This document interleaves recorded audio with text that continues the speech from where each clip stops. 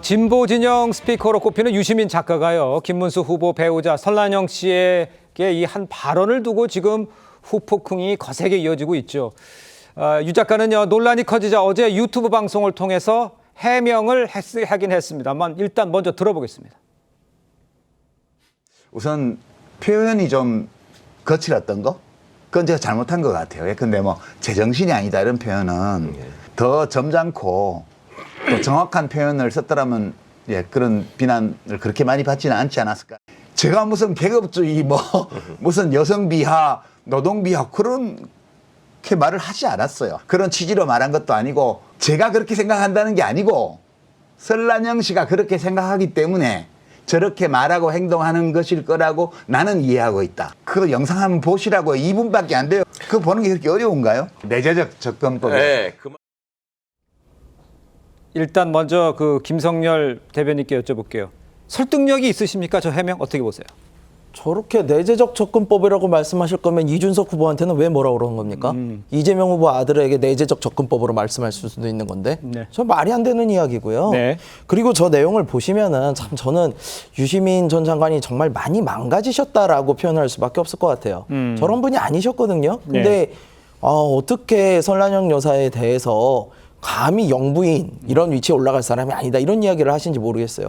이거야말로 정말 시대착오적인 여성 비하 발언이 분명합니다. 네. 아니 왕후 장상혜 씨가 따로 있습니까?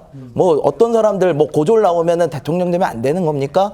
노무현 대통령 하셨잖아요. 본인이 모셨잖아요. 근데 어떻게 저런 이야기를 할 수가 있습니까? 저는 여성 비하, 여성 혐오 이런 얘기 하실 거면 이준석 후보가 아니라 저런 발언을 직접 한 유시민 장관에게 해야 된다고 생각을 합니다. 알겠습니다. 해명이 설득력이 없고 적절하지도 않았다 이런 표현을 좀 바꿔서 말씀을 해주신 것 같아요.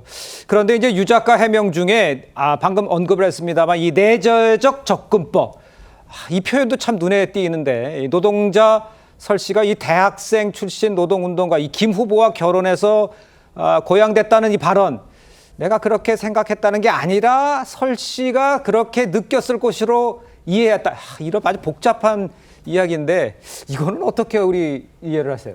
단순하게 설명을 드리면 이게 사실은 이제 북한을 자꾸 내재적으로 보자라는 분들이 계세요.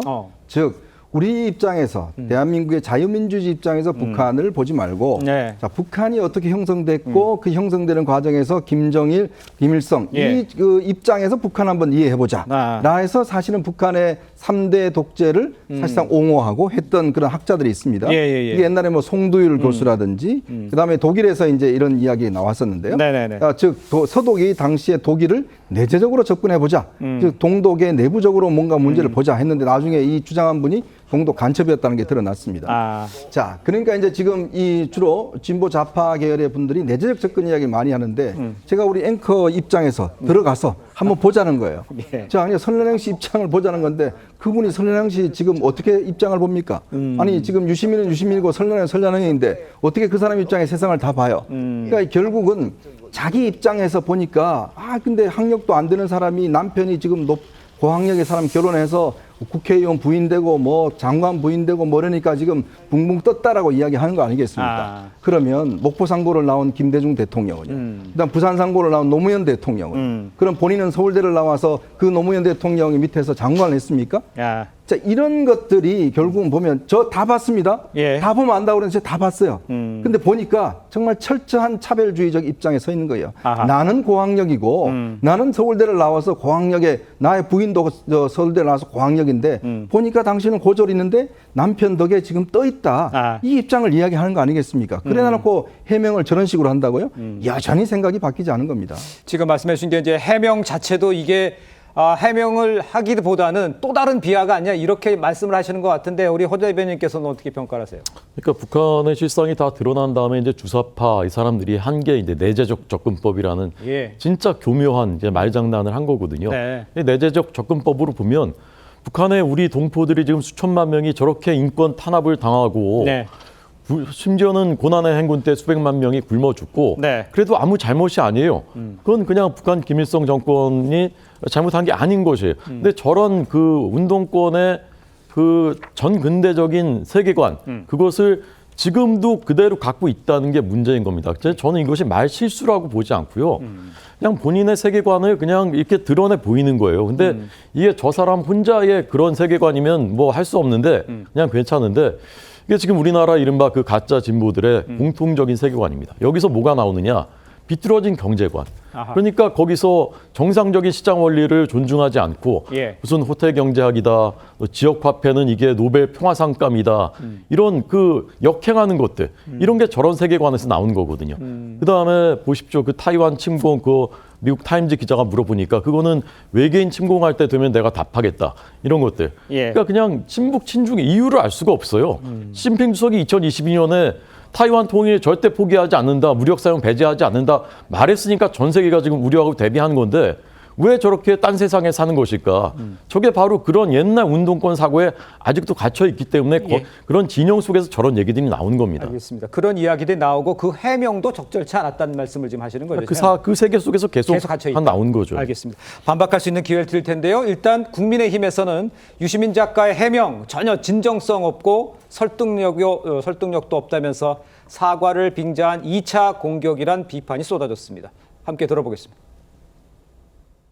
내재적 접근법 운운하면서 또 다른 왜곡을 시도했는데 사과를 빙자한 교묘한 왜곡이다. 결국 늘 했던 것처럼 언론 탓하고 자신의 생각은 틀림이 없다라는 오히려 본인의 생각이 맞다는 것을 강조한 이야기다.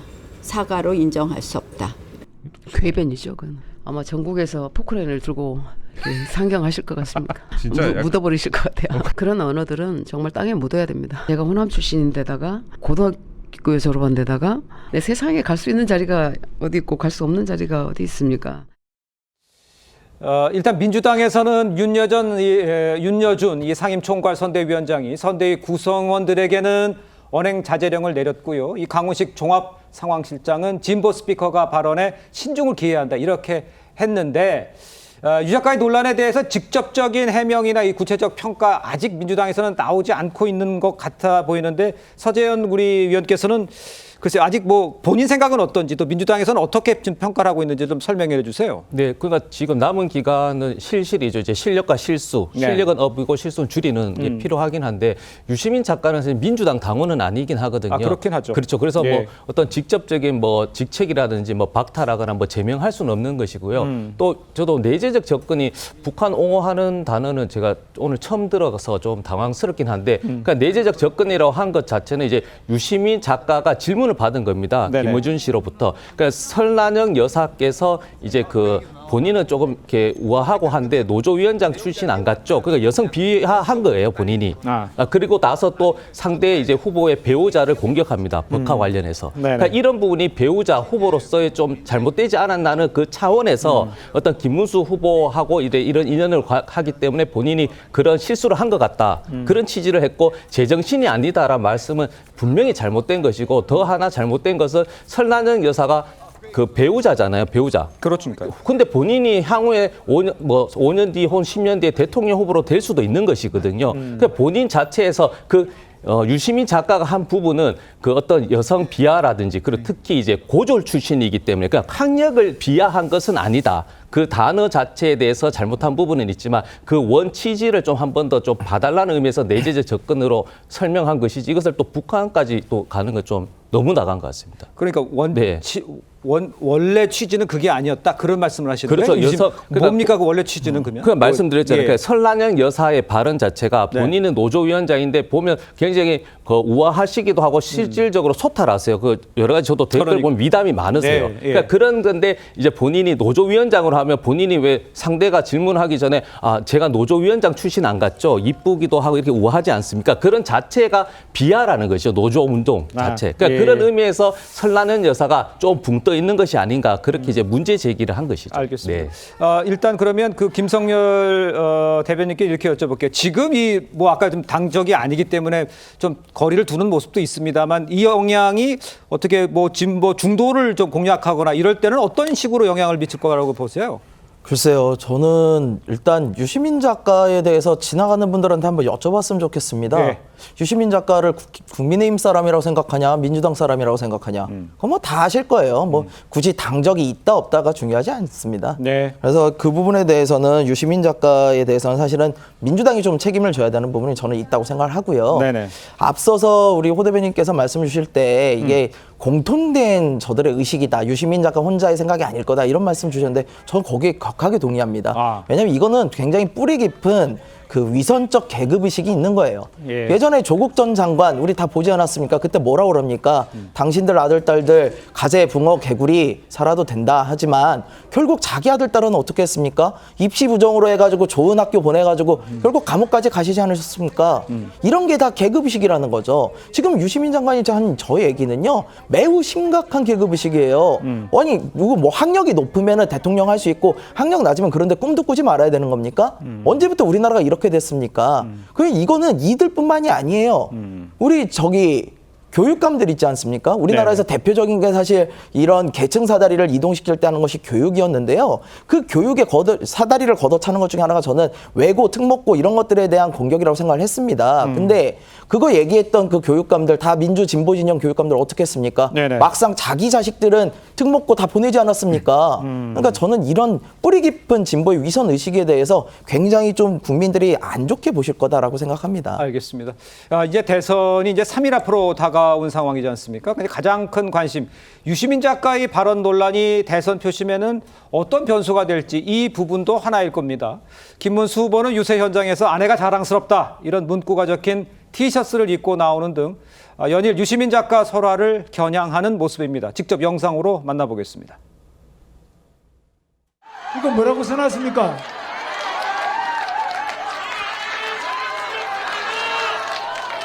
제 아내가 자랑스럽습니다. 제가 바로 팔불출 공처가 옳시다. 저는 가장으로서 별 볼 일이 없어요.